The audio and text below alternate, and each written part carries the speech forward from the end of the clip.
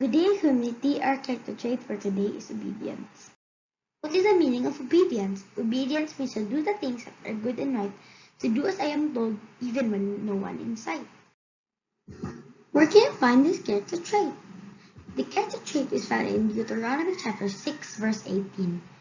Do what is right and good in God's sight. This character trait is shown in the story when the great flood happened. Now let me tell you the story. Many years and many people later, almost everyone had forgotten about God and were hurting one another. God found this one man who loved to obey him. His name was Noah. I want to clean this world with a flood of water to start over, God said to Noah.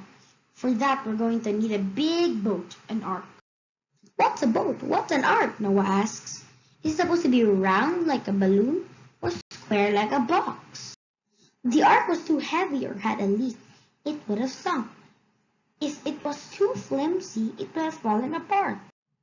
So God gave Noah clear instructions how to fit Noah's family, to each kind of animal, and lots of food for the trip. They were safe from the flood because Noah did exactly what God told him to do. Can kids like us do what Noah did? Of course we can. We can do it in our daily activities. First, we obey our parents by eating our snacks like cookies during the time that we are allowed to eat. Even if no one is looking, we should not even get a tiny bit of the cookie.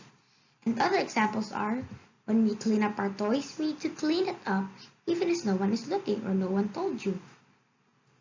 The other thing is you also have to fasten your seatbelt while your parents tell you. That's the end of our story. Again, the character trait for today is obedience. And also a reminder, let's obey God and authorities around us even if no one is watching, and let us do it joyfully. Have a wonderful day. Shalom!